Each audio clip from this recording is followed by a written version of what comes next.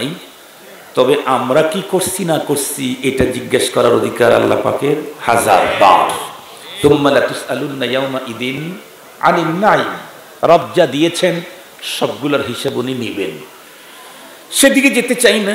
আমরা প্রত্যেকেই জানি প্রতিটি মানুষ তার হক সে চায়, তার অধিকার সে চায়। যদি না দেওয়া হয় তাহলে কি হয় এটার ওয়াজ বাংলাদেশের মানুষকে নতুন করে করা দরকার নাই। বিগত ৩৬শে জুলাইয়ের দিকে তাকাইলে বোঝা যায় হক না দিলে কি হয়। এই যে বিশাল ইনকিলাব বাংলাদেশে যেটা ঘটে গেল, এর তো অধিকার থেকে বঞ্চিত করার কারণেই। জনগণের বাক স্বাধীনতা তারা, কথা বলেন না কেন, 100% একেবারে সিজ করে নিয়েছিল। মোল্লাও কথা বলতে পারে না, আল্লাহর কথাও বলতে পারে না, কেউ তার নিজের অধিকার নিয়ে রাস্তায় নামতে পারে না। চলতে চলতে চলতে চলতে একেবারে বিশাল বিস্ফোরণ হলো। যারা 50 সাল পর্যন্ত স্বপ্ন দেখলো তারা 50 মিনিট সময়ও পাইল না, আরো 5 মিনিট কম। এটা তো আমরা নিজের চোখেই দেখেছি। মুহতারাম হাজরিন, খুব ভালো করে বুঝবেন, আমাদের বাঙালির আওয়াজ সুন্দর আছে কিন্তু সবক নেয় না। সবক নেয় না হলো আমরা তাদের দুঃখ দুর্দশা দেখে খুব মজা নিচ্ছি। মজা নিতে তো হইল না, সবক নিতে হবে। ফাতাবিরু ইয়া উলিল আবসার। আল্লাহ পাক কওমে লূত, কওমে সামুদ, কওমে সালেহ, অতীতের নবীদের উম্মতদের দুঃখ দুর্দশা, তাদের আযাব গজবের চিত্র কোরআন শরীফের ভিতরে তুলে ধরেছেন। কেন?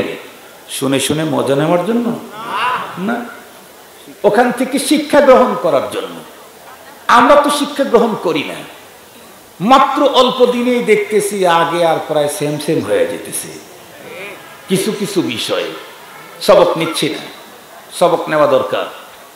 যারা এতটুকুন পাওয়ার দেখাইলে, এতটাই দাম্ভিকতা, যাকে তাকে মারতে উদ্যত হয়, টকশোতে পরিচালককেও ছাড় দেয় না, যাকে তাকে অমকের বাচ্চা বলে গালি দেয়, যার বেডশিট এদেশের হয় না, বিদেশ থেকে আনা হয়েছে, সেই লোকটাকেও দেখলাম এতটাই দুঃখ দুর্দশা, নিজের লুঙ্গিটাও বিছায়া শোয়ার সুযোগ নাই, কলা পাতা বেডশিট। বেডশিট জানি কি? আর একটু জোরে বলেন, কলা পাতা। এ নিয়েই এত দাম্ভিকতা, এ নিয়েই এত ভাব, এই এত আস্ফালন। এখান থেকে আমাদেরকে সবক নিতে হবে। তারা যা করেছিল আমরা যদি তা করি, ওদের তো কলা পাতা কপালে জুটছে, আমার কিন্তু কলা পাতাও জুটবে না। ওরা তো 45 মিনিট পেয়েছিল, আমাদের কিন্তু 20 মিনিটের সময় থাকবে না। ওদেরকে সরাবার জন্য তো ছেলেদেরকে ব্যবহার করা হয়েছে। আমরা যদি ওই কাজই করি তাহলে আমাদের জন্য রব্বুল আলামিন নাতি পাঠিয়ে দিবে, নাতি নাতি, ছেলেও লাগবে না। আল্লাহ পাক আমাদেরকে এখান থেকে সবক নেওয়ার তৌফিক দান করুন। তো আমার আজকের আলোচনা কোরআনে পাকের হক, কোরআনে পাকের হক। স্ত্রী 3 সন্তানের জননী হওয়ার পরেও সবাই যে পরকীয়ায় বাড়ি ছাড়ে তা কিন্তু না। 3 সন্তানের জননী হওয়ার পরেও অনেক স্ত্রীকে দেখা গেছে সে স্বামীর বাসার থেকে চলে গিয়ে বাবার বাসায় একাকিত্ব জীবন কাটায়। অন্য কোনো পুরুষের হাত ধরে যদি চলে যেত সেটা একটা কথা ছিল, কিন্তু সে তো বাবার ঘরে একাকিত্বের জীবন কাটায়। কেন? কারণ এই স্ত্রী চেয়েছিল স্বামীর কাছে তার হক, দেয় নাই। ভেবেছিল ঘরে একটা সন্তান আসলে স্বামী আমাকে আমার পাওনা আমাকে বুঝিয়ে দিবে, দেয় নাই। আর একটা সন্তান নিয়েছে, ভাবছিল আমাকে দিবে, দেয় নাই। আর একটা সন্তান নিয়েছে, ভাবছিল আমাকে দিবে, দেয় নাই। 3 সন্তানের জননী হওয়ার পরেও যখন দেখলো আমার হাজব্যান্ড আমাকে আমার পাত্র দেয় না, তখন সে চিন্তা করলো এত কষ্টের চাইতে বাবার বাসায় একাকিত্বের জীবনটাই ভালো। 3 সন্তানের জননীও স্বামীর ঘর ছেড়ে বাবার বাড়িতে একাকিত্বের জীবনকে চয়েস করে। কেন? তাকে যদি তার হক থেকে বঞ্চিত করা হয়। স্বামীও অনেক সময় দেখা গেছে লম্বা টাইম পর্যন্ত স্ত্রীর সাথে সৌহার্দ্যমূলক আচরণ করেছে, কিন্তু স্ত্রী কোনোভাবেই তার স্বামীকে তার হক দিচ্ছে না। অনেক সময় দেখা যায় স্বামী তার জায়গা জায়দাদ জমি অ্যাসেট ট্যাসেট যা আছে সব ফেলে রেখে দেশান্তরিত হয়ে যায়, সন্তান রেখে যায়, স্ত্রী রেখে যায়, কোনো জায়গায় গিয়ে নিজের জীবনটা কোনো রকম করে কাটায়। কেন? সে তার স্ত্রীর কাছে তার পাওনা চেয়েছিল, তা দেয় নাই। আপনারা দেখবেন অনেক ছেলে পেলে কিন্তু এমন আছে বাবার কাছে থাকে না, চাচার কাছে বড় হয়। কথা বলেন না কেন? অথচ বাবাও ধনী, চাচাও ধনী, বাবাও টাকাওয়ালা, চাচাও টাকাওয়ালা। তো বাবাকে ছেড়ে চাচার কাছে গেল কেন? এই সন্তান তার বাবা তার সন্তানের হক আদায় করে নেই, এ কারণে সন্তান তার বাবার কাছেও থাকতে রাজি নেই। অনেক সময় মাদেরকে দেখেছি, বাবাকে দেখেছি, সন্তান বিত্তবান, অনেক টাকার মালিক, কিন্তু ছেলের কাছে মা থাকে না। মা থাকে মেয়ের বাড়িতে, মা থাকে তার ভাইপোর বাসায়। কেন? কারণ সন্তান মা আর বাবাকে তার পাওনা তাকে দেয় নাই। ঠিক বললাম না ঠিক বললাম? তাহলে দুনিয়ার কি নিয়ম? আমি যদি কোনো জিনিস পেতে চাই, তাহলে তার অধিকার, তার পাওনা, তার প্রাপ্য আমাকে বুঝিয়ে দিতে হবে। মোহতারাম হাজরিন, আমাদের দেশের ম্যাক্সিমাম মুসলমান আলহামদুলিল্লাহ অনেক ভালো, অনেক অনেক অনেক ভালো। প্রত্যেকটি ফ্যামিলি বাবা মা চায় আমার ঘরে একজন আলেম তৈরি হোক, আমার ঘরে একজন হাফেজে কোরআন হোক, আমার ঘরে একজন মুফতি হোক, আমার ঘরে একজন শেখুল হাদিস হোক, আমার ঘরে একজন মুবাল্লিগ ইসলাম হোক, আমার ঘরে একজন আন্তর্জাতিক মানের মুফাসসির হোক। এটা আজকের বাবাদের চাওয়া। কিন্তু দুঃখ হলো এই, আমরা কি দেখি, আমার সাথে একটা ছেলে থাকে, ও একদিন আমাকে বলতেছিল যে হুজুর, যাই হোক আল্লাহ পাক তো আমাকে দাওরা হাদিস পর্যন্ত পৌঁছাইছেন। আমরা যখন রোহা মাদ্রাসায় পড়ি তখন উর্দু কায়দায় 35 জন না 40 জনের কথা বললো, এতগুলি ছিলাম। 35-40 জনের মধ্যে শেষ পর্যন্ত দাওরা পর্যন্ত গিয়েছি আমরা 4-5 জন। আরো যে 30 জন চলে গেল, 35 জন ঝরে গেল, তার কারণটা কি? এ অঞ্চলে মাদ্রাসা আছে 40 বছরের পুরাতন। দেখবেন এখন যারা হাজি, এখন যারা মুরব্বী, এখন যারা দাদা হয়ে গেছে, তারাও এই মাদ্রাসায় পড়েছে, কিন্তু আলেম হইতে পারে নাই। পড়েছে সবাই, আলেম হয়েছে 10 জন। কেন? এমনটি কেন? আগ্রহ ভরে মোহাব্বতের সাথে ছেলে যখন কোরআন হাতে নিবে, কি আনন্দ, কি আগ্রহ। ছেলের জন্য নতুন জামা কাপড়, নতুন কোরআন শরীফ, রেহাল, আরো কত কিছু। কিছুদিন পরে ছেলেটা ঝরে পড়ে। কেন? মনে রাখবেন, মনে রাখবেন, প্রত্যেক পাওনাদারের পাওনা তার অধিকারকে যে দেয় না, তার কাছে ওই জিনিস থাকে না। আপনারা জীবনে দেখছেন কিনা, অনেক সময় ছোট শিশু, এই শিশু নিজের বাবার কোলে থাকতে চাচার কোলে যাওয়ার আগ্রহ পেশ করে। দেখেন নাই জীবনে? দাদির কাছে ছোট শিশুকে রেখে দিয়েছে, একদিকে বাবা হাত অগ্রসর করছে, চাচার হাত অগ্রসর করছে। অনেক সময় দেখা যায় বাচ্চাটা বা জন্মদাতা বাবার কাছে না গিয়ে চাচার কাছে যায়। কেন? কারণ ছোট্ট শিশু পৃথিবীর সবাই যে তাকে বেশি স্নেহ করে, মায়া করে, ভালোবাসা দেয়, সে তার কাছে থাকতে চয়েস করে। বাবার তুলনায় চাচা এই বাচ্চার পিছনে বেশি আদর দিয়েছে, সোহাগ দিয়েছে, স্নেহ দিয়েছে, মায়া দিয়েছে, মমত্ব দিয়েছে, ভালোবাসা দিয়েছে, সময় ব্যয় করেছে। এ কারণে বাবা থাকতে চাচার কোলে যেতে চায়। ঠিক তদ্রূপ আমি যদি আমার ফ্যামিলিতে আল্লাহর কোরআন পেতে চাই, কোরআনের হাফেজ আলেম পেতে চাই, তাহলে কোরআনের পাওনা আমাকে পরিশোধ করতে হবে, কোরআনের হক আমাকে আদায় করতে হবে। আমি যদি কোরআনের হক আদায় না করি, আমার ঘরে কোরআন আসতেই যাবে না, আমার ঘরে কোরআন বসতেই যাবে না, আমার ঘরে কোরআনের হাফেজ পাওয়া যাবে না, আমার ঘরে আলিম পাওয়া যাবে না, আমার ঘরে শেখুল হাদিস তৈরি হবে না, আমার ঘরে মুফতি তৈরি হবে না। তৈরি হবে কখন? কোরআনকে তার পাওনা বুঝিয়ে দেব যখন। মনে থাকবে তো ইনশাআল্লাহ? এজন্য আজকে আপনাদের খেদমতে কোরআনে পাকের হক সংক্রান্ত আলোচনা পেশ করব। অনেক লম্বা টাইম না, 1 ঘন্টা। আমি ঘড়ি দেখেই বয়ান শুরু করেছি। পেরেশানি আপনাদের নাই, আমার পেরেশানি আছে। আগামীকাল সকালে উঠে ঢাকায় যেতে হবে, জুমার নামাজ আছে, এরপরে আবার কুমিল্লাতে ওয়াজ আছে 2-3টা। পেরেশানি আমার বেশি না? আপনারা এত দূরে হয়তো যাবেন না, জুমার নামাজ হয়তো সবারই পড়ান লাগবে না, অথবা পড়ান লাগবে 10-20 কিলোমিটারের ভিতরে। আমার তো যেতে হবে 200 কিলোমিটার। এই জন্য অনেক লম্বা টাইম ওয়াজ করব না। ইনশাআল্লাহ আপনারা কথাগুলি দিল দিয়ে শ্রবণ করবেন। রাজি আছেন না ইনশাআল্লাহ? এবং আমরা প্রত্যেকে হক কি এটা খুঁজে বের করে কোরআনের হক আদায় করব, যাতে আমার ঘরটা কোরআনের পাখি দিয়েই ভরে যায়, যাতে আমার ঘরটা কোরআনের আলেম দিয়ে ভরে যায়, যাতে আমার সমাজটা কোরআনের দক্ষ এক্সপার্ট মুফতি দিয়ে যেন ভরে যায়, যাতে ফকিহ দিয়ে ভরে যায়। তাহলে ইনশাআল্লাহ এই সময়টাও, এই দেশটাও হবে সোনার দেশ। রাসূল করিম সাল্লাল্লাহু আলাইহি ওয়াসাল্লাম বলেছেন, খায়রুল কুরুনি করনি সুম্মাল্লাযীনা ইয়ালুনাহুম সুম্মাল্লাযীনা ইয়ালুনাহুম। আমরা বাংলাদেশকে সোনার বাংলা বলি, নবীজি তার যুগকে সোনার যুগ বলেছেন। সুবহানাল্লাহ বলবেন কি? খায়রুল কুরুন, পৃথিবীর সবচেয়ে শ্রেষ্ঠতম যুগ, নবীজি বলেন আমার যুগ, আমার সাহাবীদের যুগ। প্রত্যেকটি সাহাবীর অন্তরে ছিল কোরআন, এবং সে ছিল অত্যন্ত সিরিয়াসলি। কেমন ছিল? আল্লাহ পাকের কোরআনে আল্লাহ নিজেই বলেন, কিয়ামত পর্যন্ত যত মানুষ পৃথিবীতে আসবে, আমার রাসূলের সাহাবীদেরকে যে অনুকরণ করবে সে জান্নাতে যেতে পারবে।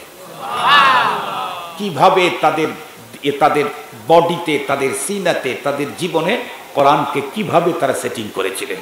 মুহতারাম হাজিরিন, কোরআন শরীফের অনেকগুলি হক আছে। এক কিতাবের ভিতরে 7টা হকের কথা লিখেছে। আমাদের বাংলা কিতাবের 4টা হকের কথা লেখা আছে এক কিতাবে। আমি সেখান থেকে একটা হকের কথা আজকে বলবো। সেই একটা হক হলো কোরআনে পাকের আজমত, কোরআনে পাকের মুহাব্বত। যেই লোকের অন্তরে কোরআনের আজমত যত বাড়বে, কোরআনে পাক তার ঘরের ভিতরে তত আসবে। যেই লোক কোরআনে পাককে যত বেশি মর্যাদা দিবে, কোরআনে পাক তার ঘরের ভিতরে তত জায়গা করে নিবে। বলেন তো দেখি, 2 ভাই 1 বোন, বোন বিয়ে হয়ে গেছে, এক ভাই বড় লোক, আর এক ভাই কোন রকম করে দিন পাত চলে।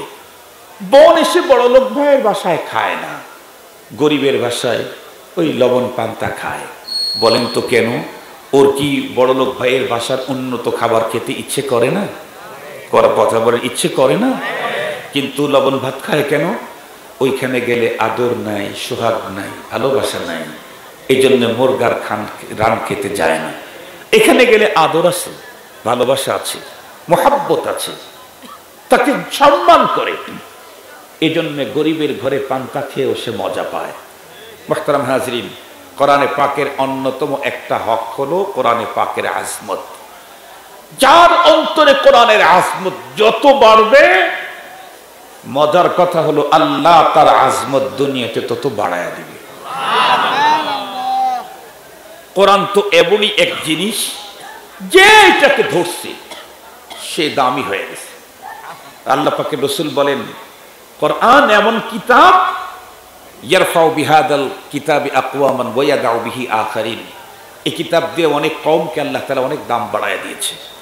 আর অনেক মানুষ কোরআনের আজমত নাই, মোহাব্বত নাই, তার দাম কমে গেছে। জ্বলন্ত প্রমাণ, 2 জন মানুষের নাম বলবো, 2 জনই সোনালী যুগের মানুষ। এই যুগের না, সোনালী যুগের মানুষ।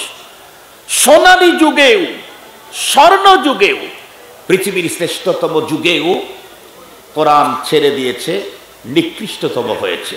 কোরআন ধরেছে, উৎকৃষ্টতম হয়েছে। একজন হলো হযরতে রাসূল করিম সাল্লাল্লাহু আলাইহি ওয়াসাল্লামের আপন চাচা। আপনারা কতটুকুন জানেন জানি না, নবীজির বাপ চাচা 10 ভাই। নবীজির বাপ চাচা কয় ভাই? 10 ভাই। সবচাইতে ছোট উনি নবীজির আব্বা, হযরতে আব্দুল্লাহ। নবীজির আব্বা হলেন 10 ভাইয়ের ভিতরে সবচাইতে ছোট আর সব বড়। বলুন তো দেখি, বাবার ভাই যারা হয় চাচা, তারা তো এমনি সম্মানের পাত্র। এর মধ্যে বাবার বয়সে যে ছোট আছে, সে বাবার সম্মানের পাত্র না, কিন্তু আমার সম্মানের পাত্র। বাবার বয়সে যে বড় আছে, সে আমার বাবারও সম্মানের পাত্র। কথা বলেন? বাবার ভাই কিন্তু বয়সে বাবার বড়, সে কি শুধু আমার সম্মানের পাত্র না, আমার বাবারও সম্মানের পাত্র। আবু লাহাব নবীজির চাচা, আপন চাচা। নবীজিরই শুধু সম্মানের পাত্র না, নবীজির বাবারও সম্মানের পাত্র। কেন? বড় ভাই। কিন্তু এ আবু লাহাব আল্লাহর কোরআনের সাথে নিজেকে লাগাইতে পারে নাই। কোরআনের আজমত তার অন্তরে নাই, কোরআনের মুহাব্বত তার অন্তরে নাই। অথচ বংশ পৃথিবীর সবচেয়ে শ্রেষ্ঠতম বংশ। আবুল আহাব ইসমাইলি, আবুল আহাব ইব্রাহিমি, আবুল আহাব হাশিম, আবুল আহাব কুরাইশি, আবুল আহাব মুত্তালিবি। আমার রাসূলের জন্য যে যে শব্দগুলি আছে বংশের দিক থেকে সবগুলো আবুল আহাবের জন্য আসে। ইসমাইলি, কুরাইশি, হাশিমি, মুত্তালিবি, আব্দুল মুত্তালিবের ছেলে। কিন্তু বলুন তো দেখি আবুল আহাবের মর্যাদা কি অবস্থা? তার ভয়ঙ্কর ধ্বংসের বর্ণনা করতে গিয়ে কোরআন শরীফে একটা এক্সট্রা সূরাই আল্লাহ নাজিল করেছেন। আল্লাহ কি বলেন? তাব্বাত ইয়াদা আবি লাহাব, আবুল আহাবের হস্তদ্বয় ধ্বংসপ্রাপ্ত।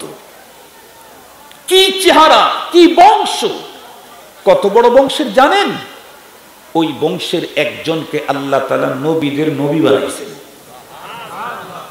ওই বংশের একজনের উপরে আল্লাহ আখেরি কিতাব নাজিল করেছেন। ওই বংশের একজনের হাতে আল্লাহ আখিরাতের মাঠে হাউজে কাউসারের নিয়ন্ত্রণ দিয়েছেন।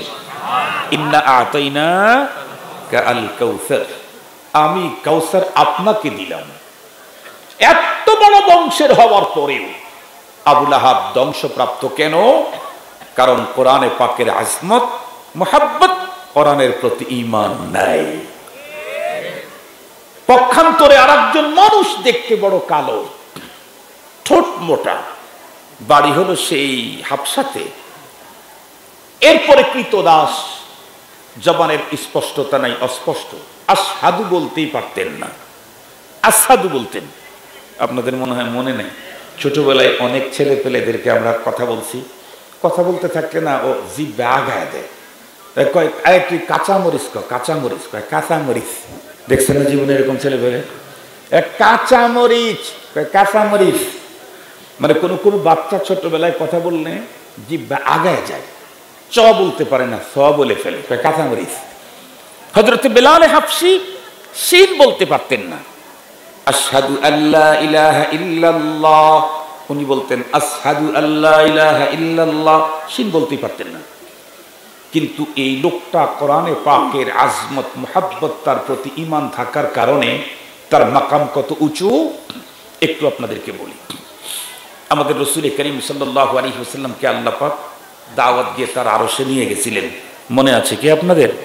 ওই সফরের নাম যেন কি? একটু আবার বলেন না। মেরাজ। মেরাজ মানে বুঝেন তো? মেরাজ মানে উদ্যোগ ও সফর। ওই রাতের সফর ছিল দুইটা ভাগে, একটা ছিল ইসরা।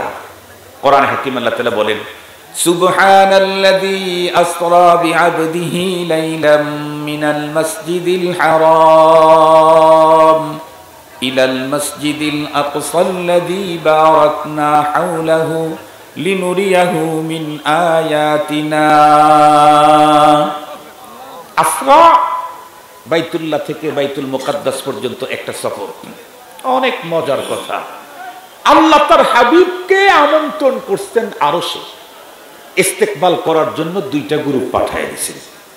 একটা জিবরাইল আমিনকে পাঠাইছেন, আর একটা আদম তা ঈসা, সমস্ত নবীদেরকে আল্লাহ পাক পাঠিয়ে দিয়েছেন, আপনারা যান। কোথায়? কয় বাইতুল মুকাদ্দাসে। কেন? কয় আমার হাবিব আমার সাথে সাক্ষাতের জন্য আরশে আসতেছে, আমি তাকে আরশে আমন্ত্রণ করেছি, আপনারা একটু ইস্তেকবালে আগায়া যান। সুবহানাল্লাহ বলবেন কি? সমস্ত নবীদেরকে আজকে ইস্তেকবালে আগায় নিয়ে আসতেন কেন? ওখানে আরো হিকমত আছে। ফিআলুল হাকিম লা ইয়াখলু আনিল হিকমত। তার মধ্যে একটা গুরুত্বপূর্ণ হিকমত হলো, আপনাদের জানা আছে, আমাদের নবী যে সর্বশ্রেষ্ঠ নবী, সর্বশেষ নবী, এই কথার স্বীকৃতি আল্লাহ সমস্ত নবীগণের কাছ থেকে রূহের জগতে আদায় করে রেখেছেন। রূহের জগতে আদায় করে রেখেছেন। তখন আদম আলাইহিস সালামের বডি তৈরি হয় নাই। আল্লাহ পাকের কোরআন আল্লাহ তাআলা বলেন, ওয়াইদ আকাদাল্লাহু মিসাকান নাবিয়্যিন লামা আতাইতুকুম মিন কিতাবিন ওয়া হিকমাহ সুম্মা জাআকুম রাসূলুম মুসাদ্দিকুন লিমা মাআকুম লাতু'মিনুন্না বিহি ওয়া লাতানসুরুন্নাহ قال أأقررتم وأخذتم على ذلكم إسري قالوا أقررنا قال فاشهدوا وأنا معكم من الشاهدين সমস্ত নবীদের আত্মাকে আল্লাহ তাআলা ওই জগতে চয়েস করছেন। চয়েস করে এক জায়গায় জমা করে বললেন, এই আমি আপনাদের সবাইকে রিসালাত দেব, নবুয়ত দেব, ইলম দেব, হিকমত দেব, শরীয়ত দেব, দ্বীন দেব। তবে একটা শর্ত আছে। কি? কয় আপনাদের সবার পরে একজন নবী আসবেন, আপনারা আমাকে আজকে ওয়াদা দিতে হবে সেই নবীর প্রতি আপনারা ঈমান আনবেন এবং তাকে সাহায্য করবেন। কি বললেন? সবার পরে। কথা বলেন না কেন? সবার সুম্মা। তাখির আর আখির ওলামায়ে কেরাম বুঝবে। সোমবার ভিতরে দুইটা তরজমা আছে, একটা হলো পরে আসা, একেবারে শেষে আসা। সমস্ত নবীগণ তখন বললেন আকরার না, আল্লাহ আমরা ওয়াদা দিলাম। এখন বলেন তো দেখি, আমি যদি আপনাকে বলি যে চেয়ারম্যান সাহেব আসবে, এমপি সাহেব আসবে, আপনি ওনাকে একটু রাস্তার থেকে রিসিভ করবেন। এমপি সাহেব আসবে রাত 12টায়, আপনি সন্ধ্যা 7টায় এখান থেকে চলে গেলেন, তাহলে রিসিভ করার সুযোগ কি আপনার আছে? আর একটু জোরে বলেন। আল্লাহ নিজেই বললেন আপনাদের সবার পরে ওই নবী আসবেন। আবার আল্লাহ বলেন আপনারা তার প্রতি ঈমান আনতে হবে, তাকে সাহায্য করতে হবে। অথচ উনি আসবেন সবার, কথা বলেন না, সবার কত পরে? কারো 20,000 বছর পরে, কারো 30,000 বছর পরে। একেবারে কাছাকাছি যে নবী ছিলেন ওনারও কয়েকশো বছর পরে, ঈসা পয়গম্বরের কয়েকশো বছর পরে আমাদের নবীজি আসছেন। কিন্তু সমস্ত নবীরা আল্লাহ ওয়াদা চাইছে, ওয়াদা দিয়ে দিচ্ছেন। কেন? রব ওয়াদা চাইছেন, আমি ওয়াদা দিলাম। কাজ কেমনে করা লাগবে সেটা রব করবেন। সম্ভব অসম্ভব এটা আমাদের জন্য, আল্লাহর কাছে কোনো কিছুই, আরেকটু জোরে বলেন, আল্লাহর কাছে কোনো কিছুই, আরেকটু জোরে বলেন, আল্লাহর কাছে কোনো কিছু অসম্ভব না। সমস্ত নবীগণ ওয়াদা দিয়ে আসছেন। এখন নবীজি আসছেন, আল্লাহ পাক নবীদের সেই ওয়াদা পূরণ করবার জন্য আল্লাহ পাক তার হাবিবকে ডাকছেন মেরাজে, আর সমস্ত নবীদেরকে পাঠায় দিলেন, যান আপনারা বাইতুল মুকাদ্দাসে আমার হাবিবকে রিসিভ করেন। মজার কথা, জিবরাইল আমিন গেছেন একেবারে নবীজির শয়ন কক্ষে। নবীজি যেখানে ঘুমায় আছেন, জিবরাইল আমিন সেখানেই গেছেন। কোন কোন বর্ণনায় এসেছে দুর্বল, তারপরেও বর্ণনায় এসেছে নবীজি তো ঘুমে জাগাবেন কেমনে? এই ওঠেন ওঠেন ওঠেন, এটা কইব নাকি? আর একটু জোরে বলেন না। জাগানের পদ্ধতি আছে। কোন কোন বর্ণনায় আসছে জিবরাইল নিজের গালটা পয়গম্বরের পায়ের সাথে লাগাইছে। কত দাম আমার রসুলের! কত দামি ফ্যামিলিতে আবুল আহাব জন্মগ্রহণ করলো, তারপরেও কোরআনের সাথে কোরআনের আজমত মোহাব্বত ঈমান না থাকার কারণে জাহান্নাম। মুসলমান ভাইরা আমার ভালো করে বুঝবেন, জিবরাইল আমিন পয়গম্বরকে জাগ্রত করায়া বললেন, পয়গম্বর চলেন কোথায়? বলে আজকে তো আল্লাহ পাকের আরশে আপনার সফর।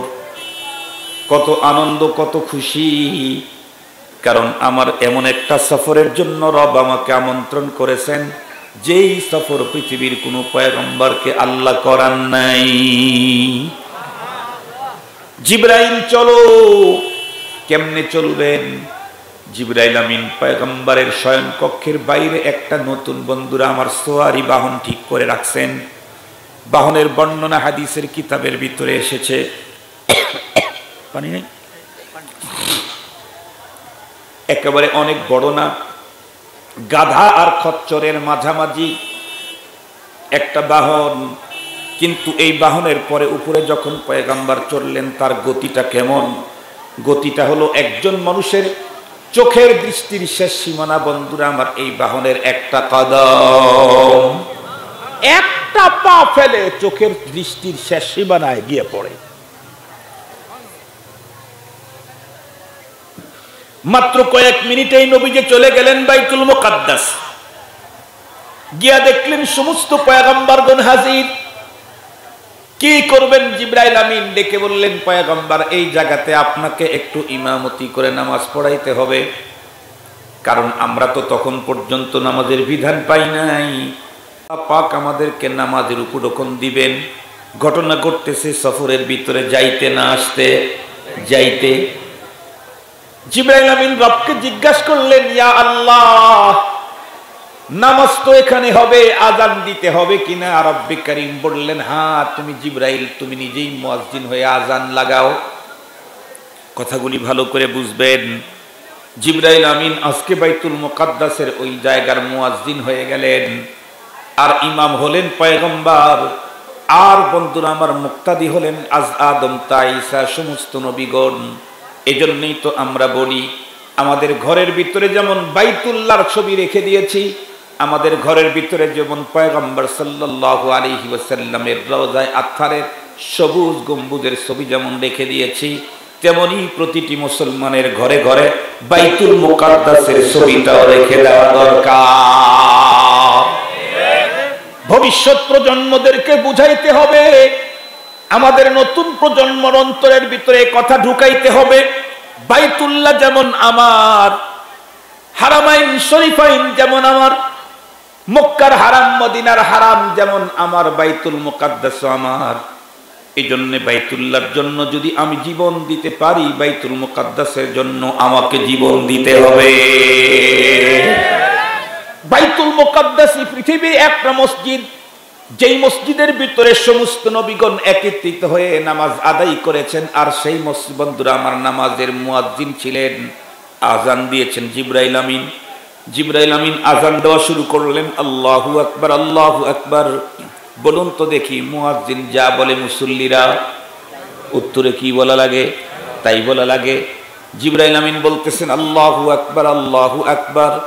আজ আদম তা ঈসা সমস্ত পয়গম্বর বললেন আল্লাহু আকবার, আল্লাহু আকবার। এরপরে জিবরাইল আমিন যখন বললেন আশহাদু আল্লা ইলাহা ইল্লাল্লাহ, সমস্ত নবীগণ তখন কণ্ঠ মিলাইয়া বললেন আশহাদু আল্লা ইলাহা ইল্লাল্লাহ। এরপরে জিবরাইল আমিন আশহাদু আন্না বলার পরে থেমে গেলেন। রব্বুল আলামিন জিজ্ঞাসা করলেন, জিবরাইল, আশহাদু আন্না বলার পরে থেমে গেলে কেন? জিবরাইল আমিন তখন উত্তর করেন, ওগো রব, আমি এখন কোনটা বলবো বুঝতে পারতেছি না, কারণ এইখানে আদম সফিউল্লাহ আছেন, ইব্রাহিম খলিলুল্লাহ আছেন, মুসা কালিমুল্লাহ আছেন, ঈসা রূহুল্লাহ আছেন, মুহাম্মাদুর রাসূলুল্লাহ আছেন। আমি আশহাদু আন্না বলার পরে এখন কোনটা বলবো আমি বুঝতেছি না। রব তখন জানায় দিলেন, জিবরাইল, যেখানে আমার হাবিবুল্লাহ থাকে সেখানে অন্য কারোটা বলার কোন সুযোগ নাই। কোন পয়গম্বর, কেমন পয়গম্বর? আদম সফিউল্লাহ থেকে ঈসা রূহুল্লাহ পর্যন্ত সমস্ত পয়গম্বরের উপস্থিতিতে জিবরাইল আমিন অর্ডার পেয়ে গেলেন, তুমি বলো আশহাদু আন্না মুহাম্মাদার রাসূলুল্লাহ। জিবরাইল আমিন যখন তার কণ্ঠে বললেন আশহাদু আন্না মুহাম্মাদার রাসূলুল্লাহ, তখন বলেন তো দেখি, আদম পয়গম্বর থেকে ঈসা পয়গম্বর পর্যন্ত সমস্ত নবীগণ এই কথা বলছেন না বলেন নাই? রব্বুল আলামিন কি করলেন? ওই যে রূহের জগতে সমস্ত নবীদের কাছ থেকে আমার পয়গম্বরের প্রতি ঈমানের যে ওয়াদা নিয়েছিলেন, সেই ওয়াদা পূরণ করার জন্য আল্লাহ সমস্ত নবীদেরকে বাইতুল মুকাদ্দাসে পাঠায়া দিলেন। আল্লাহু আকবার বলেন। আজান কমপ্লিটেড, একেবারে পুরাপুরি হয়ে গেছে আজান। এখন ইমামতি জিবরাইল আমিনকে বলা হলো, নবী আমার হাবিবুল্লাহ যেখানে থাকে সেখানে অন্য কারো ইমামতির সুযোগ নাই, পয়গম্বরকে ইমামতি করতে বলো। নবী আলাইহিস সালাম ইমামতি করলেন। নবী উনি ইমামুল আম্বিয়া হয়ে গেলেন। সুবহানাল্লাহ বলবেন না? নবীউল আম্বিয়া তো আছেন, ওরা তো একেবারে রূহের জগতে নবীউল আম্বিয়া, নবীউল আম্বিয়া এই কথার স্বীকৃতি তো রূহের জগতে নিয়েছেন। বাইতুল মুকাদ্দাসে সমস্ত নবীদেরকে একত্রিত করে আল্লাহ পাক আমার পয়গম্বরকে নবীউল ইমামুল আম্বিয়া হওয়ার আরেকটা মর্যাদা দিয়ে দিলেন। আর একটু জোরে বলবেন কি সুবহানাল্লাহ। আমাদের নবীজি উম্মতের নবী, নবীদের নবী, নবীউল আম্বিয়া, ইমামুল আম্বিয়া, মুসাদ্দিকুল আম্বিয়া। পৃথিবীতে যত নবী আসছেন সমস্ত নবীদের নবুয়তের সত্যায়নকারী আমার নবী। মুসাদ্দিকুল লিমা মাআকুম, কোরআন শরীফের আয়াতের মধ্যে আছে। সেই নবী আলাইহিস সালাম বাইতুল মুকাদ্দাসে কাজ কমপ্লিট হওয়ার পরে জিবরাইল আমিন বললেন, হুজুর এখন আপনাকে আরো এখন চেঞ্জ করতে হবে। আপনারা যখন হজে যান, দেশের বাইরে যান, এয়ারপোর্টের ভিতরে ঢোকার পরে দেখবেন অনেক সময় ভিতরে খানিক গাড়িতে নিয়ে যায়, এয়ারবাস গাড়িতে নিয়ে যায়, তারপরে উঠায় হলো বিমানে।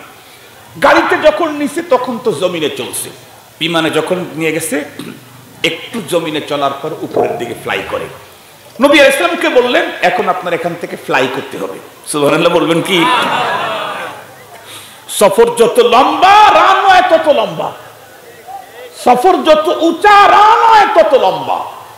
আমাদের দেশের বিমানের রানওয়ে 1 কিলোমিটার, হাফ কিলোমিটার, কারণ এরা ওঠে 26,000, 28,000, 30,000, 40,000 গজ উপর দিয়ে।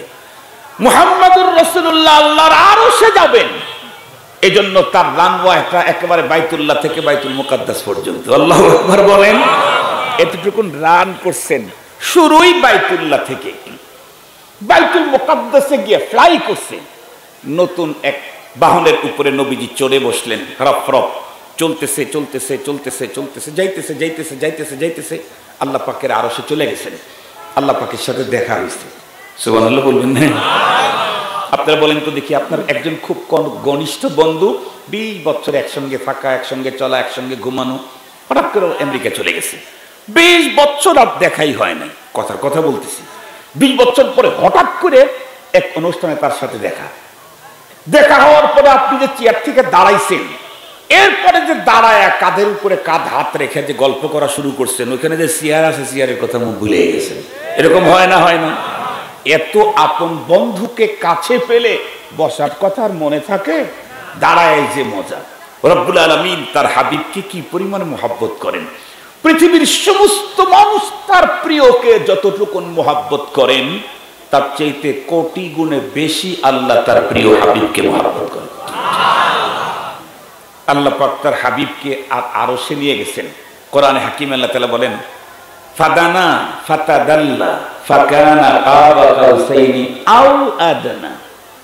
আও আদনার তাফসীরের ভিতরে কেউ কেউ বর্ণনা করেন, সহিহ না যঈফ তা বলবো না, বর্ণনা আছে, কিতাবে আছে। কি? আল্লাহ পাক তার প্রিয় হাবিবের কাঁধের উপরে হাত রেখে গল্প করা শুরু করছেন। কি মজা! বলেন কি মজা! আমরা তো ওইভাবে পারবো না, তবে আমরা আমাদের রবকে জান্নাতে প্রাণ ভরে দেখে দেখে মজা নিতে পারবো। আল্লাহ আমাদের কবুল করেন, আমিন বলেন, আমিন বলেন। আমরা আমাদের রবকে পরপারে দেখবো নিজের চোখে। সাহাবায়ে কেরাম বর্ণনা করলেন, ওগো নবীজি, পরপারে মানে পৃথিবীর শুরু থেকে শেষ পর্যন্ত কত কোটি মানুষ, আল্লাহকে দেখতে তো ভিড় হবে না? আল্লাহ পাকের রাসূল বললেন, লা তাযাম্মুনা ফি রুইয়াতি, ওই কোনো ভিড় হবে না। কেন? একেবারে সহজ কথা, আল্লাহ তো আল্লাহই। আল্লাহর একটা সৃষ্টি হলো চন্দ্র, চাঁদ যখন ওঠে তখন কি পরিমাণে দেখতে ভিড় হয়। ছোটবেলায় একটু ভিড় হয়েছে, অবশ্য ছোটবেলায় ঈদের চাঁদ দেখতে একটু ভিড়াভিড়ি হয়েছে। আবার না বলেন কেন, ভুলে গেছেন? ঈদের চাঁদ দেখার সময় বিশেষ করে যদি আকাশে মেঘ থাকে তাহলে একটু ভিড়াভিড়ি হয়েছে। তার মানে ও যেখানে যা দাঁড়াইছে আমি ওইখানেই দাঁড়াবেন লেগে চাই। এই জন্য ছোটবেলায় কিছু ভিড়াভিড়ি হয়েছে। ঠিক ঠিক বললাম না? ঠিক বললাম? ওই যে গাছের পাশে, ওই যে গাছের পাশে, ওই যে মেঘের ওই দিকে। তোর আর কোন জায়গায় যখন দেখতেছে না, ওর জায়গায় যা দাঁড়া, ওর জায়গায় যা দাঁড়া, আরো দেখতে পারে না। এরকম হয়েছে না? হয় নাই? কিন্তু 14 তারিখের চাঁদ যখন আকাশের মিডলে আসে তখন কি পরিমাণে ভিড় হয়। তখন পাগলেও ভিড় করে না, ছাগলেও ভিড় করে না। পাগল ছাগল বুঝেন তো? এই পাগল ছাগল কেউ ভিড় করে না। আল্লাহর একটা সৃষ্টি চাঁদকে দেখতে যদি ভিড় না হয়, চাঁদের সৃষ্টিকর্তা রবকে দেখতে ভিড় হওয়ার কোনো সম্ভাবনাই নাই। তবে মজা হবে। কেমন মজা? রব্বুল আলামিনকে দেখবে তো প্রত্যেকটা মানুষই তখন তার আর কোনো চিন্তা, চেতনা, ফিকির, নজর কিচ্ছু থাকবে না। একেবারে হুপলেস, মনে হয় যেন হুশ হারায় ফেলছে। হুশ তো হারাবে না, জান্নাতে কারো হুশ হারাবে না, মনে হয় যেন হুশ হারায় গেছে। তাকায় থাকবে কত বৎসর আল্লাহ মালুম। এরপরে রব্বে করিমের হিজাব, পর্দা যখন এসে পড়বে, বলবে আল্লাহ হুরো গিলে মা জিতনা নেমত হায় তু, सबसे बढ़कर नेमते दीदार तू। রব্বুল আলামিন যখন জিজ্ঞাসা করবেন কি দেখলে, কেমন মজা পেলে, সমস্ত মানুষগুলা তখন ডেকে বলবে রব্বুল আলামিন জান্নাতের ভিতরে হুর গেলমান অমক তমক এই সেই কত কিছু দিয়েছো, তবে সবচাইতে বড় মজাদার হলো তোমার চেহারার দিকে তাকায়া তাকায়া দেখা।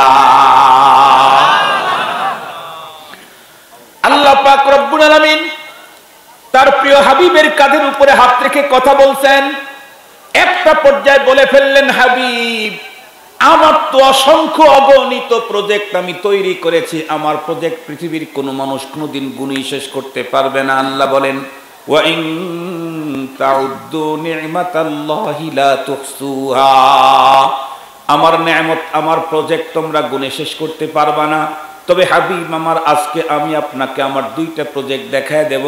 তার ভিতরে একটা প্রজেক্টের নাম হলো জান্নাত, আর একটা প্রজেক্টের নাম হলো জাহান্নাম।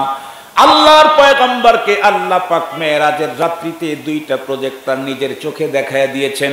এই কারণেই তো আমরা বয়ান করতে বলি সমস্ত নবী রাসূলগণ আল্লাহ পাকের জান্নাত জাহান্নামের ওয়াজ করেছেন না দেখে, আমার পয়গম্বর জান্নাত জাহান্নামের ওয়াজ করেছেন নিজের চোখে দেখে এসে। আমার পয়গম্বর জান্নাত না দেখে ওয়াজ করেন নাই, দেখে এসে ওয়াজ করেছেন। জাহান্নাম না দেখে ওয়াজ করেন নাই, দেখে এসে ওয়াজ করেছেন। আল্লাহর পয়গম্বর যখন জান্নাতের সদর গেটের ভিতরে ঢুকলেন, পয়গম্বর গেট দিয়ে ঢুকতেই সামনের দিকে তাকায় দেখে হযরতে বেলাল হাবশী রাদিয়াল্লাহু তাআলা আনহু জান্নাতের ভিতরে খরম পায়ে দিয়ে নবীজির সামনে সামনে হাঁটে। কি অবাক কাণ্ড, কি অবাক কাণ্ড! আমার দেশের কোন শিক্ষিত বন্ধুরা বলতে পারে, হুজুর তখনও তো বেলাল হাবশী ইন্তেকাল করে নাই, বেলাল হাবশী তো তখন মদিনার ভিতরে, আল্লাহ পাক জান্নাতের ভিতরে কেমনে দেখাইলেন? আমি তাদেরকে বলবো এই জাতীয় প্রশ্ন করার সুযোগ এখন আর দুনিয়াতে নাই, কারণ তথ্য প্রযুক্তির যুগ। আমি আব্দুল বাসেত এখানে ওয়াজ করতেছি, যদি এটা লাইভ চলে থাকে তাহলে আব্দুল বাসেত এই মুহূর্তে বন্ধুরা আমার বালসাবাড়ির জমিনে থাকলেও আমেরিকাতেও আব্দুল বাসেতকে ঘরের ভিতরে দেখা যাচ্ছে, কানাডার রুমের ভিতরে দেখা যাচ্ছে, জাপানের রুমের ভিতরে দেখা যাচ্ছে, মালয়েশিয়ার মানুষগুলা দেখতে পাচ্ছে, সিরাজগঞ্জ আমার ঘরের ভিতরে আমার সন্তানেরা বন্ধুরা আমার ল্যাপের ভিতরে শুয়ে শুয়ে তার বাবাকে ওখানেই দেখতে পাইতেছে। মানুষের তথ্য প্রযুক্তির কারণে যদি এক আব্দুল বাসেতকে একই মুহূর্তে কোটি কোটি জায়গায় তামাম দেশের দুনিয়ার সব জায়গায় দেখানো যায়, এই মানুষগুলাকে যে রব্বুল আলামিন তৈরি করেছেন তার প্রযুক্তি কত উন্নত মানের হয়!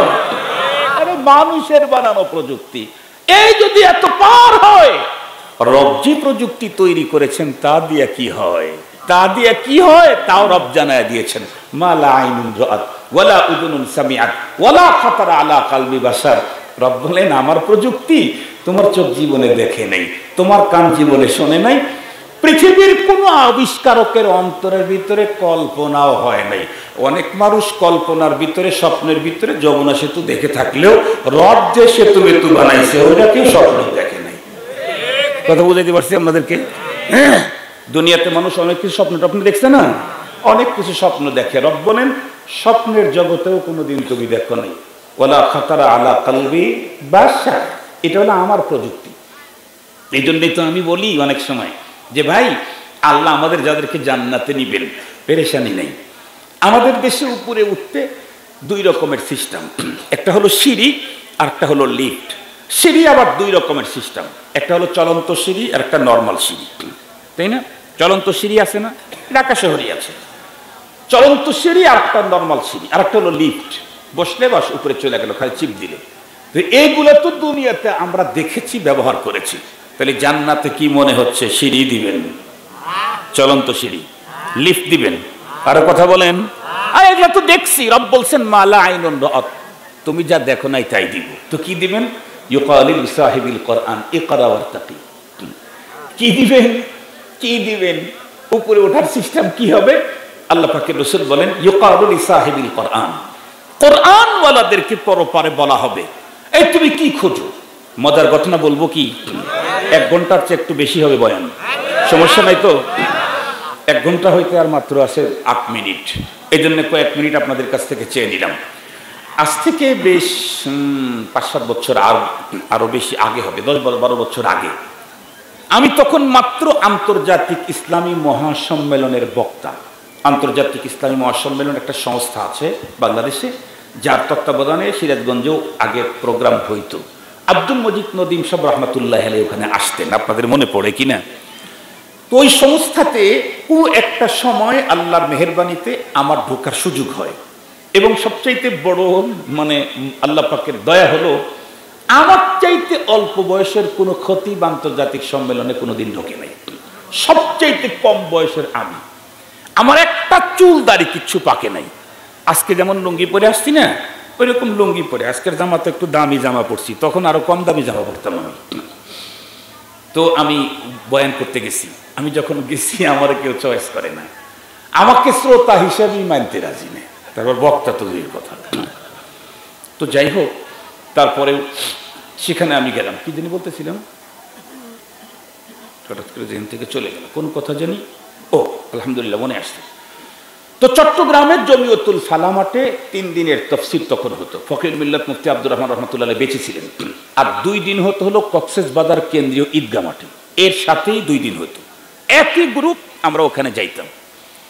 আমরা তো নওজোয়ান, আমরা তো বাইরে যাওয়া কোনো সমস্যা না, কিন্তু বাইরের মেহমান যারা, ওনারা চিটাগাং থেকে ঢাকায় আসতেন, ঢাকা থেকে আবার বিমানে কক্সবাজারে যাইতেন। তখন চিটাগাং থেকে কক্সবাজার কোনো ফ্লাইট ছিল না।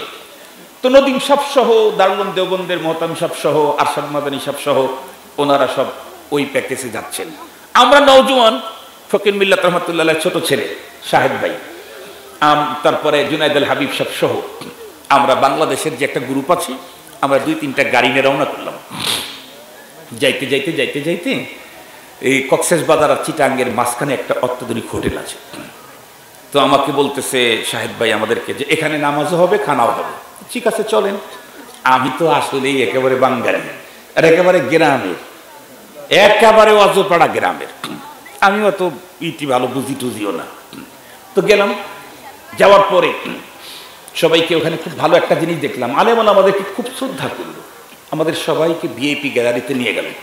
ওয়াশরুমে ঢুকলাম, ওয়াশরুমে ঢোকার আগে আমি কিছুক্ষণ ভালো করে দেখলাম যে ওয়াশরুমটার ডিজাইন কি। তা আমি চিন্তা করে দেখলাম যে একটা ওয়াশরুমে যে টাকা ব্যয় করছে, তাতে আমার পুরা 700 উপরে যে বাড়ি আছে, এই বাড়িতেও ওই টাকা ব্যয় হয় নাই। তো দেখে টেকে তারপরে ভিতরে ঢুকলাম, কারণ যত দামি হোক ওখানে বসে তো আর জিকির করা যাবে না, না আপনারা কি বলেন? যত টাকাই ব্যয় হোক ওইখানে বসে তো আর জিকির করা যাবে না। তো ভিতরে ঢুকলাম, ফ্রেশ হয়ে আসলাম, এখন বেসিংয়ে দাঁড়াইছি। বেসিং তো আমাদের দেশে 2-3 রকমের হয়, একটা হলো নারানি আর একটা হলো গুরানি। নারানি গুরানি বুঝুন তো, এরকম করে উঁচা করলেও হয়, এরকম করে সরা দিলে হয়, একটা হলো গুলানি হয়। ওইটা নারানিও নাই, গুরানিও নাই, দরানিই নাই, মানে দৌড়বেন কোন জায়গায় সে জায়গায় নেই, এরকম করে টেপ লাগানো আছে। আমি আর কিছু বলতেছি না, কেন? আমি অনেক আগে একবার ধরা খাইছিলাম, সেই সময় থেকে আমি সবক নিছি। আমার বড় ভাইয়ের সাথে আপনারা কিন্তু আমার আপন লোক, এই জন্য গল্পগুলা করতেছি। তবে এখানে সবক আছে। বড় ভাইয়ের সাথে শেরপুরে গেছি, আমাকে ডাক্তার দেখানোর জন্য ভাই নিয়ে গেছে। তো শেরপুর ধনুট রোডের ওইখানে একটা চাষতলে হোটেলে ভাই বসলেন, বসে বললেন যে এই কি বলে রুটি দে আর মিষ্টি দে। আমি তো খুব খুশি, কারণ মিষ্টি তো তখন বছরে 2-1 বার মুখে লাগে নাই। তখন হলো মিষ্টি হলো কদমা, মনে আছে নাকি কদমার কথা? ভুলে গেছেন? মিষ্টি হলো বাতাসা, মানুষ মান্যত করতো আল্লাহ এই কাম যদি হয় মিষ্টি দেবো, নিয়ে গেছে বাতাসা, কারণ বাতাসাই মিষ্টি ছিল। ওই মিষ্টি তো তখন কম পাওয়া যেত, তো ওখানে নিয়ে গেছে। ভাইকে মিষ্টি দিছে 2টা, আমারও মিষ্টি দিছে 2টা। তো আবার চামিজও দিছে। চিন্তা করলাম এত সুন্দর হাত থাকতে আবার চামিজ দিয়ে কী করবো? তো চুপ করে বসে রইলাম, দেখি চামিজও দিল, মিষ্টি দিয়ে চামিজ দিয়ে কী করবো? তো আমি খাইতেছি, পরে দেখি যে ভাই চামিজ দিয়ে কেটে খাইতেছে। আমি চিন্তা করলাম যে 2টা দিছে, আরো 2টা সহ তো একবারই যাইব, বুঝেন নাই? যে 2টা দিছে আরো 2টা সহ তো একবারই খাইতে পারবো, এটা আমার কালকে খাইবো কি? তারপরে ভাই যেহেতু কেটে খেতেছে, বুঝলাম যে এটাই সিস্টেম। আমিও কেটে খাইতেছি। আমি আলহামদুলিল্লাহ 3 থাবড়ে খায়া শেষ। ভাই 2 টুকরা মুখে দিয়ে উৎসাহ দিলেন, মেসি আর চলে আসতো, নষ্ট মিষ্টি দিছিস কেন? আমি চিন্তা করলাম ইন্নালিল্লাহ, নষ্ট তো বুঝলামই না, পুরোটাই তো শেষ, নষ্ট তো বুঝলাম না, নষ্ট কেমনি হলো, তো মিষ্টি তো লাগতেছে, নষ্ট কেমনি। পরে ভাই মিষ্টির এটা হাত দিয়ে এরকম করে ছিঁড়ে ভিতরে যে শক্ত হয়ে রয়েছে শক্তটা বের করে দিলেন। শক্তটা যখন বের করে দিয়েছে তখন আমি সবক নিলাম, ও তাহলে এটা তাহলে নষ্ট, তা ঠিক আছে। ওই দিন আমি চিন্তা করলাম যে এখন পানি কেমনে পড়ে না না পড়ে, আমি আর আজকে ধোকা খাবো না, দেখি আর একজন কি করে তারপরে আমি শুরু করব। এই জন্য আমি ডান দিকে তাকাই, বাম দিকে তাকাই করি, জুতা ঠিক করি, মোবাইল দেখি। আসল উদ্দেশ্য হলো ওইটা আমি ব্যবহার করা জানি না, আর একজন ব্যবহার করলে দেখে তারপরে আমি শুরু করব। আমাদের একজন, নাম বলবো না, উনি আমেরিকাতে ওয়াজ করেন, লন্ডনে ওয়াজ করেন, অনেক দেশে ওয়াজ করেন। সেই হুজুর ওখানে যায়, গরম হুজুর তো উনি আসছে, এই কি বেসিং লাগাইছিস, কোনো কিচ্ছু নাই এখানে, নরানি দরানি গুরানি কিছু নাই।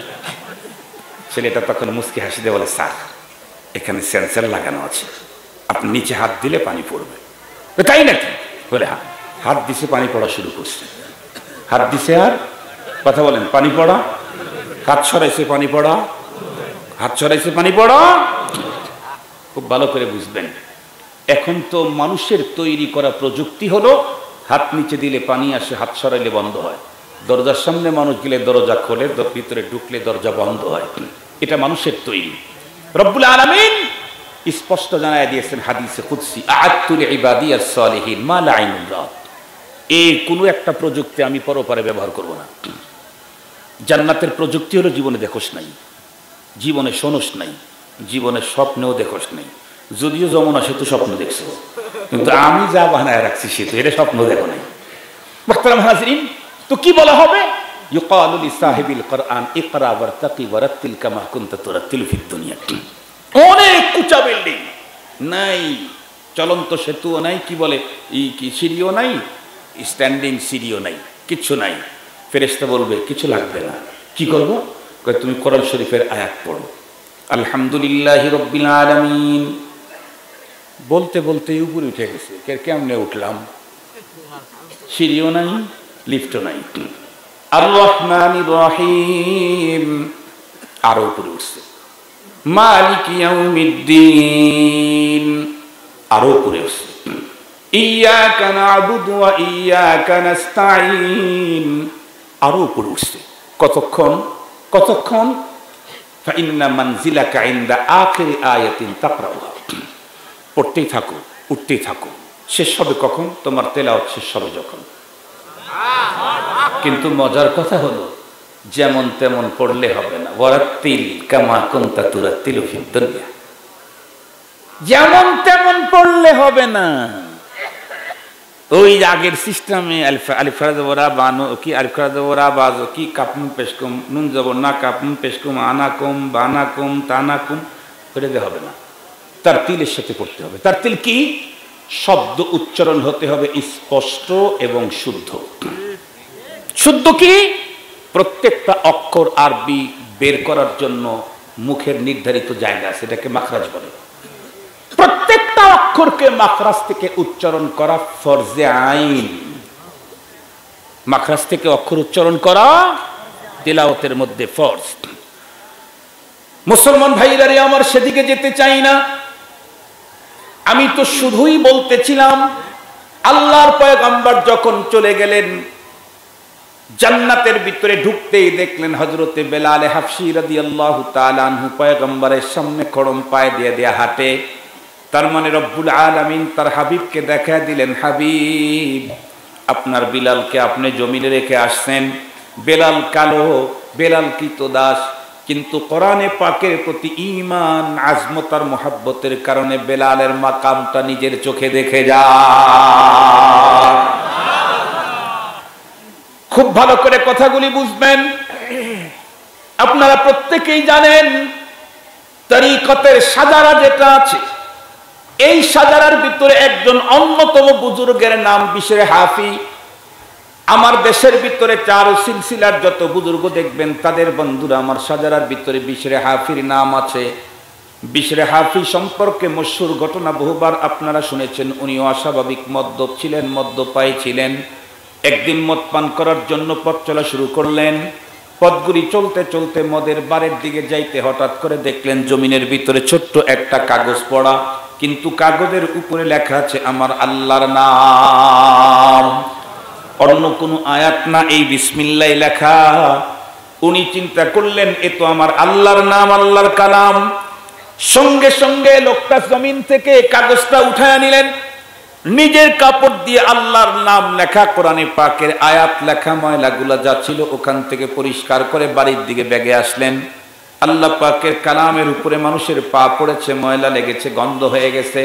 উনি আতর লাগায়া দিয়ে সসম্মানে সবচেয়ে উঁচু জায়গায় রেখে আবার ফিরে চলে গেলেন মদের বারে। এতটাই বেশি মদ পান করলেন, মদ পান করতে করতে একটা পর্যায়ে বেহুশ হয়ে গেলেন। অন্যরা স্বাভাবিক পদ্ধতিতে মদ পান করার কারণে তারা চলে গেল, তখনও পর্যন্ত বিশরে হাফি সেখান থেকে দাঁড়াইতে পারে নাই। অতিরিক্ত মদ পান করার কারণে তার সেন্সটা পর্যন্ত নাই, কাপড় চোপড় কোনোটাই ঠিক নাই। কিন্তু আল্লাহর কালামের এতটুকুন শ্রদ্ধা আর সম্মান করার কারণে আল্লাহ পাকের রাসূল তো বলেছেন, ইন্নাল্লাহা ইয়ারফাউ বিহাদাল কিতাবি আকওয়ামান ওয়া ইয়াদউ বিহি আখারিন। এই কালামুল্লাহর দ্বারা আল্লাহ পাক বহু মানুষের মর্যাদা উপরে উঠাইছেন। তার ভিতরে বেলাল হাফসি কালো একজন মানুষ মর্যাদা উপরে উঠাইয়া দিয়েছেন আল্লাহর কালামের কারণে। কালামের এত বড় দাম, কালামকে যে ধরবে কালাম তাকেও দামি বানায় ছাড়ে। যত বড় ছোট্ট ঘরের সন্তানই হোক না কেন, কিন্তু তার সিনার ভিতরে থাকে যদি আল্লাহর কালাম, ও কত বড় দামি, কত বড় দামি। আল্লাহর হাবিবকে দিয়ে আল্লাহ নিজে বলেছেন, আশরাফু উম্মতি হামালাতুল কোরআন। ও যত বড় ছোট ঘরের লোক হোক না কেন, ওর দাম কত বড়। আল্লাহ তার রাসূলকে দিয়ে বলেছেন, ইন্না লিল্লাহি আহলিনা মিনান নাস কিলা মান হুম ইয়া রাসূলুল্লাহ ক্বালা আহলুল কুরআন, ক্বালা আহলুল কুরআন। এই পৃথিবীতে যারা কোরআন ওয়ালা তারা আল্লাহ ওয়ালা, আল্লাহর পরিবারের লোক। আপনারা বিগত দিনে দেখেছেন বাংলাদেশের যত বড় পদ পদবি থাক না কেন, সবচেয়ে বড় পাওয়ার ছিল বিগত দিনগুলাতে একটা ফ্যামিলির সদস্য হওয়া। ঠিক বললাম না বে? ঠিক বললাম। যত বড় পুলিশের মহাপরিদর্শক হোক না কেন, তার চাইতে বড় পাওয়ার ছিল প্রধানমন্ত্রীর ফ্যামিলির সদস্য হওয়া। প্রধানমন্ত্রীর ফ্যামিলির সদস্য যারা ছিল তাদের বিপক্ষে কথা বলার মতো বন্ধুরা আমার সাহস সেনা প্রধানেরও ছিল না, বন্ধুরা আমার বিজেপি প্রধানেরও ছিল না, র্যাবের প্রধানেরও ছিল না, পুলিশ মহাপরিদর্শকের ছিল না, কোনো এমপি কোনো মন্ত্রীর পর্যন্ত ছিল না। একটা যদি প্রাইম মিনিস্টারের ফ্যামিলির সদস্য হলে তার যদি এত বড় দাম হয়, আল্লাহ পাকের রাসূলকে দিয়ে আল্লাহ বলাইলেন, যাদের সিনাতে আছে কোরআন ওরা যতই ছোট ঘরের লোক হোক না কেন, ওরা আমি আল্লাহর পরিবারের লোক। আল্লাহু আকবার বলেন। মুসলমান ভাইরারে আমার ভালো করে বুঝবেন, বিশিরা হাফিয়ে কাজ করার কারণে রপ্তার মর্যাদা বাড়াবেন। যুগের বড় বুজুর্গর কাছে ইলহাম করলেন, এই খানকার ভিতরে বসে বসে কি করো, শুধু আমার নামের তসবিহ পড়লেই আমার সঙ্গে যারা সম্পর্ক রাখে তাদের খোঁজ খবর তোমার নেওয়া দরকার। যাও। কোথায় যাব রব? গিয়ে দেখো মদের বারে পড়ে আছে একজন পাগল, ও কিন্তু আমার। কেমনে আপনার? কেমনে আপনারও তো মদ্যপায়ী, মুদমিনুল খামার, মদ খাইতে অভ্যস্ত। মদ খাইতে অভ্যস্ত হলে কি হবে? আমার কালামকে যে জমিন থেকে উঠায়া উপরে উঠায়া রাখে, আমি রব তাকে কখনো নিচে রাখতে পারি না। তুমি যাও তারে উদ্ধার করে নিয়ে আসো। এক পর্যায়ে বুজুর্গ বের হলেন। বুজুর্গ তো বুজুর্গরে চেনে, চোর চোর রে চেনে, বাটপার বাটপার রে চেনে, বিড়িখোর রে চেনে। হুজুর কেমনে বুঝবেন কোথায় যাবেন? লোকজনকে জিজ্ঞাসা করে বিশিরে হাফি। লোকেরা বলে না এই নামের তো কাউরে চিনি না। তার মানে যারা একটু দুষ্ট প্রকৃতির হয় ওদের নামটাও মানুষ সুন্দর করে উচ্চারণ করে না, অর্ধেক বাদ দিয়ে অর্ধেক বলে। ঠিক না বেঠি? নাম যদি আব্দুল হান্নান কয় পিসি হান্নান, কথা বলেন কথা বলেন। নাম অমক কয় বুলেট অমক, কথা বলেন না কেন? নাম অমক কয় পিস্তুল অমক, ঠিক বললাম না বেঠি বললাম? নাম অমক কয় ট্যাবলেট অমক, কথা বলেন কথা বলেন। আছে না? না নামের শুরুতে ট্যাবলেট যোগ করে দিছে, কারণ ওইটা বেশাবেশি করেছে। ওটা পিস্তল নিয়ে ঘোরাঘুরি করে যে, বুলেটের আঘাত করে যে, মানুষকে ইয়া করে যে, এই জন্য ওর সাথে আর একটা অ্যাড হয়ে গেছে। আল্লাহ শুকুর। কিন্তু কোরআন আর হাদিস এই যারা অর্জন করে তাদের নামে তো শুরুতেও যোগ হয়, সুযোগ হয় কি আল্লামা, কথা বলেন না কেন? যোগ হয় কি শেখুল হাদিস, কথা বলেন, কথা বলেন। যোগ হয় সুলতানুল ওয়াইজিন, যোগ হয় জিন্দা শাহজালাল, যোগ হয় ফকিহুল নফস, যোগ হয় ফকিহুল মিল্লাত, যোগ হয় হাকিমুল উম্মাত, যোগ হয় হাকিমুল আসার, যোগ হয় খতিবুল আসর। মুহতারাম হাজিরিন, যে যেমন তার উপাধিটা তেমনই যোগ হয়। বুজুর্গ যারা জিজ্ঞেস করে, এক কিছু লোক চিনছে, চিনে বলে হুজুর ওরে দিয়ে আপনি কি করবেন? ও তো একেবারে ভয়ঙ্কর মদ্যপাই। হুজুর আপনি জানকে আমরা যেতে পারবো না। ও গিয়া দেখেন 10 জন ঢুকছিল, 10 জন, 9 জন বের হয়েছে। ও এতটাই বেয়ারা, ও এমন খাইছে, ও তো বের হইতে পারে না। ওকে বের করে নেওয়ার জন্য কেউ ঢুকতেও পারতেছে না। কেন? কাপড় চোপড় নাই। বুজুর্গ গেছেন, গিয়ে দেখছেন আসলে কাপড় চোপড় নাই। কিন্তু এলহাম তো আসছে উপর থেকে, নিচ থেকে এলহাম হয় নাকি? ওপার থেকে আসে নাকি? কোথা থেকে আসে? উপর থেকে। আমাদের দেশে তো এলহাম আসে ওপার থেকে, কাটা তারের বেড়ার ওপার থেকে আসতে হবে। ঠিক বললাম না? ঠিক বললাম। কাটা তারের বেড়ার ওপার থেকে যে এলহাম আসতো, সেই এলহাম বাস্তবায়ন করার জন্য মোল্লাদেরকে প্রয়োজনে রিমান্ডে নিত। এই জন্য আল্লাহর কুদরতে তাদেরকে কাটা তারের ওপারেই জায়গা করে দিয়েছে। আলমারউ মা মান আহাব্বা, কথা বলেন না কেন? আলমারউ মা মান আহাব্বা, যারে মহব্বত করে তাদের কাছে যাও। আমরা গত পরশু দিনও ইসে ছিল আমার প্রোগ্রাম বরিশালে। তো বিগত সরকারের সাথে সম্পৃক্ত বড় ব্যবসায়ী একজন ছিল, আমার গাড়ি রেখে ওর গাড়ি নিয়ে গেছি। পরে জিজ্ঞাসা করলাম, আমাদের সাথেও তো সম্পর্ক ছিল অনেকের, জিজ্ঞেস করলাম অমক অমক অমক অমক, বলে সব কাটা তারের ওপারে আছে। বলে আলহামদুলিল্লাহ, মোহাব্বত যাদের সাথে তাদের সাথেই, আল্লাহ না করুক হাসরটা জানি তাদের সাথে না হয়, হাসর যেন ইমানদারের সাথে হয়। আর আমিনও কইতে চান না ওদের জন্য, ওদের জন্য আমিনও বলতে চান না। আমিন বলে ভুল করছে। আল্লাহ সবাইকে হেদায়েত দান করুন। মোদিরে হেদায়েত দিলে আমাদের সমস্যা আছে? জো বাইডেনরা ইমানদার বানাইলে সমস্যা আছে? হেদায়েতের দোয়া সবার জন্য, হেদায়েতের দোয়া সবার জন্য। আল্লাহ সবাই হেদায়েত দান করুন। আল্লাহ আমাদেরকে সঠিক পথে চালান। উঠায় ওখান থেকে নিয়ে আসছেন, এরপরে আল্লাহ তাকে এত বড় বুজুর্গ বানাইছেন যে পৃথিবীতে যত কুতুব বলেন, বুজুর্গ বলেন, আল্লাহর ওলি বলেন, তাদের সাজারার ভিতরে বুজুর্গের নাম আছে। এই শুধু বিসমিল্লাহর তাজিমের কারণে। আর সেই বিসমিল্লাহ, যেই বিসমিল্লাহর তাজিম দিয়ে বিশরে হাফির মতো সিরিয়াস মদ্যপায়ী আল্লাহর ওলি হয়ে গেলেন, সেই বিসমিল্লাহ বাংলাদেশের অবস্থা দেখেন। পোস্টারের উপরে বিসমিল্লাহ লেখা, হ্যান্ডবেলের উপরে বিসমিল্লাহ লেখা, ভিজিটিং কার্ডের উপরে বিসমিল্লাহ লেখা, ব্যবসার মেমোর উপরে বিসমিল্লাহ লেখা, ব্যবসার কার্ডের উপরে বিসমিল্লাহ লেখা, নির্বাচনের কি বলে পোস্টারের উপরে বিসমিল্লাহ লেখা, লক্ষ লক্ষ কোটি কোটি জায়গায় বিসমিল্লাহ লেখা হচ্ছে। নির্বাচনের আগে আর পরে সব জমিনের ভিতরে পড়ে আছে।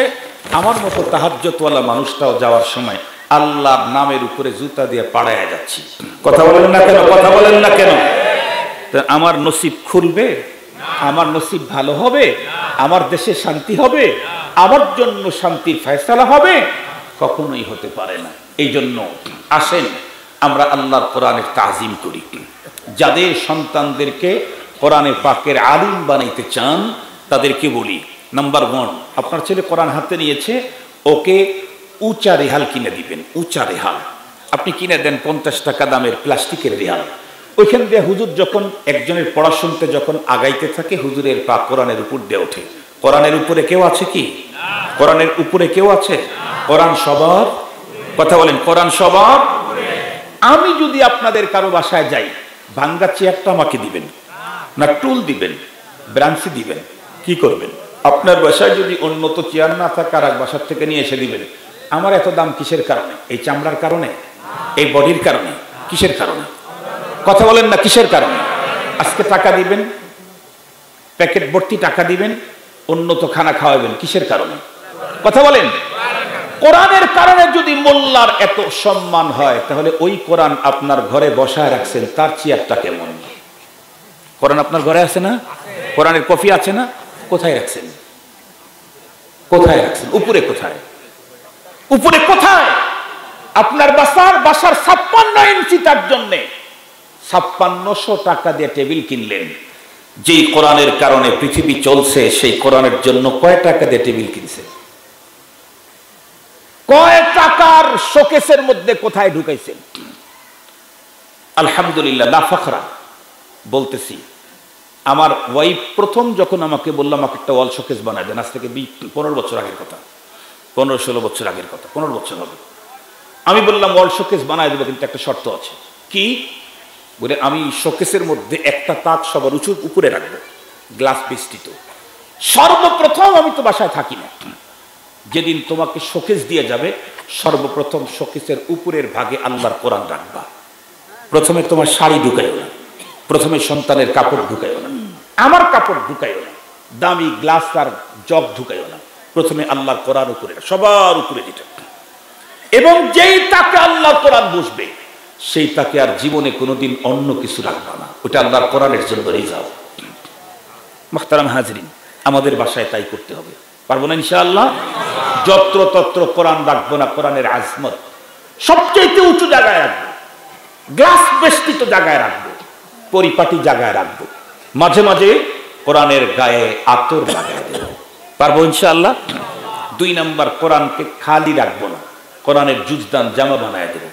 ছেলেদেরকে হাতে কোরআন দিয়েছি, ওকে জুজদান বানায় দেবো। পৃথিবীর যত বড় গাউস কুতুব হোক, তার জামা পরিষ্কার করার পরে তার পানি কি করবে এ ব্যাপারে কোনো মাসালা নেই। কিন্তু কোরআনের গায়ে যদি আপনি আপনার চাচার মাটি দেওয়ার পরে কাফনের কাপড়ের অবশিষ্ট অংশ যদি কোরআনের গায়ে পেঁচায় রাখেন, এটা যখন ময়লা হবে, এই ময়লা পরিষ্কার করলে পানির ব্যাপারে শরীয়তের মাসালা আছে। কি মাসালা? এই ময়লা পানিটা যত্রতত্র ফেলে দিতে পারবেন না। এই ময়লা পানিটা আপনার বাসার ফুলের স্টবের ভিতরে দিয়ে রাখেন, অথবা আপনার ঘরের ভিতরে উপরে, অথবা ব্যবসা প্রতিষ্ঠানের উপরে ছিটায় দেন। কেন? আপনার বাচ্চা ভূতে ধরলে, পড়িয়া আসর করলে হুজুরের কাছে যান। হুজুর কি করে? কোরআন শরীফের কিছু সূরা পড়ে ফু দেয়, ভূত চলে যায়। যায় না? যায় না? জিন চলে যায়। যায় না? যায় না? কোরআন শরীফ যখনও পড়ছে, আলিফ 1 সেকেন্ডের কম টাইমটা তার জবানের সাথে কোরআনের অক্ষরের টাচ লাগছে, তাতে যদি এত আসর হয়, তাইলে ওই ধুলাগুলা তো কোরআনের গায়ের সাথে 3 মাস পর্যন্ত লেগেছিল, ওর কি পরিমাণে আসর। এজন্য বুজুর্গরা বলেন, জুজদান ধোয়া পানি এক জায়গায় ময়লা পানি জমা করো, সেটা ফুলের স্টবে দাও, এখান থেকে রহমতের ঘ্রাণ ছুটতে থাকবে, বরকত তোমার ঘরের ভিতরে ঢুকতে থাকবে। না হয় ব্যবসা প্রতিষ্ঠানে ছিটিয়ে দাও, নিচে না, যেখানে পা পড়বে সেখানে না, ওয়ালে ছিটিয়ে দাও, উপরে ছিটিয়ে দাও, না হয় তোমার ঘরে ছিটিয়ে দাও, আল্লাহ তাআলা বরকত দান করবে। মনে থাকবে তো ইনশাআল্লাহ? 3 নম্বর কথা, কোরআন যে পড়ায় তাকে আমাকে শ্রদ্ধা করতে হবে। আমার অন্তরে আলেমের শ্রদ্ধা যত বাড়বে, আমার ঘরে আল্লাহ তত বড় বড় আলেম বাড়ায় দিবে। মনে থাকবে তো ইনশাআল্লাহ? কোরআনকে শ্রদ্ধা করব না, কোরআন বলাকে শ্রদ্ধা করব না, লক্ষ কোটি টাকা ব্যয় করলেও আমার ঘরে কোনোদিন কোরআনের হাফেজ আসবে না, আলেম আসবে না, মুফতি হবে না। দুঃখের সাথে বলতে হয়, বাংলাদেশের কিছু মানুষ এখন তারাও দিনের কাজ করে, আলহামদুলিল্লাহ ভালো, কিন্তু আলেমদের ব্যাপারে তারা এখন মুখ খোলে। এদের কপাল পুড়ছে, এদের কপাল পুড়ছে। স্পষ্ট বক্তব্য আমার কথা না, নবীজির কথা। নবীজির যুগে নবীকে বাইপাস করে, মাইনাস করে কেউ আল্লাহ পায় নাই, জান্নাতে যায় নাই। নায়েবে নবী আলেমদের যুগে আলেমদেরকে বাইপাস করে, মাইনাস করে কেউ আল্লাহ পেতে হয় না। এজন্য উলামায়ে কেরামের আজমত মুহাব্বত অন্তরের ভিতরে রাখবেন ইনশাআল্লাহ। আল্লাহ বলেন, ওয়া মান ইউআযযিম শাআইরাল্লাহ ফাইন্নাহা মিন তাকওয়াল কুলুব। আল্লাহ পাকের যত শায়ের নিদর্শন যা আছে, কোরআন বলেন, হাদিস বলেন, মক্কা বলেন, মদিনা বলেন, আজান বলেন, যা বলেন, আরাফা বলেন, মিনা বলেন, মুজদালিফা বলেন, এই সবগুলার আজমত অন্তরের ভিতরে থাকতে হবে। এটা হলো অন্তরে খোদা ভীতি আছে তার চিহ্ন। আল্লাহ পাক আমাদের সকলকে আজকের থেকে কোরআনে পাকের প্রত্যেকটা আয়াত, প্রত্যেকটা অক্ষরের প্রতি অস্বাভাবিক শ্রদ্ধাশীল হওয়ার তৌফিক দান করুন। আমরা কখনোই এই জাতীয় কাগজে বিসমিল্লাহ লিখবো, ভিজিটিং কার্ডে বিসমিল্লাহ লিখবো, আমার ব্যবসার যে কি আছে মেমো আছে সেখানে বিসমিল্লাহ লিখবো, আর একটু জোরে বলেন, কখনোই লিখবো না। লিখবো কোন জায়গায়, যে কাগজটা আমি হেফাজত করতে পারবো। এখন কথা, হুজুর আমি মাহফিলে এত বড় বরকতপূর্ণ একটা কাজ করতেছি, হাদিসের মধ্যে আসছে কুল্লু আমরিন জিবালিন লাম ইউবদা ফিহি বিসমিল্লাহ ফাহুয়া আবতার, ভালো কাজ বিসমিল্লাহ দিয়ে শুরু না করলে সেটা বিবরকতি হয়। তাহলে আমি এত বড় সম্মেলন করব, আমি বিসমিল্লাহ লিখবো না? আমি জিজ্ঞেস করতে চাই, হাদিস শরীফের ভিতরে কি আপনাকে বিসমিল্লাহ লিখতে বলছে? যে হাদিস পড়ছেন ওই হাদিসের মধ্যে কে আছে যে তুমি বিসমিল্লাহ লেখো? এটা কি আছে? না। উজ্জু রাখছে, উজ্জু, লেখার কথাও বলে নাই, বলার কথাও বলেন নাই, উজ্জু রাখছে, বলছে বিসমিল্লাহ দিয়ে শুরু করো। যেই কাগজ দিয়ে আমি হেফাজত করতে পারবো সেখানে লেখা শুরু করো, যেই কাগজ আমি হেফাজত করতে পারবো না সেখানে বইলে শুরু করো। কথা কি বুঝাইতে পারছি? আমি এটা লেখা শুরু করতেছি, বিসমিল্লাহির রহমানির রহিম, উম্মতের আম হেদায়েতের প্রত্যাশায় মহিউসুন্নাহ দারুল মাদ্রাসার মাহফিল, লিখে দিলে হয়ে গেল। কথা কি বুঝাইতে পারছি? আল্লাহ পাক আমাদেরকে আলোচিত কথা বুঝা, এর উপরে আমল করার তৌফিক দান করুক। অনেক টাইম আপনাদের নিলাম, আপনারা মনে কষ্ট নেন না। বীর মুক্তিযোদ্ধা মরহুম দেলোয়ার হোসেন নগদ 10,000 টাকা পাঠিয়েছেন, আল্লাহ দান কবুল করুক, জানে মালে বরকত দান করুক। আপনারা কি আরো কেউ সহযোগিতা করবেন? এটা কে, কি নাম ভাই? আল আমিন।